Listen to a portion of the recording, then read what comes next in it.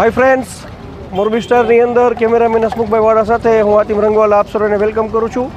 અત્યારે અમે મંદિર પરિસરના દર્શન કરી બહાર આવી ગયા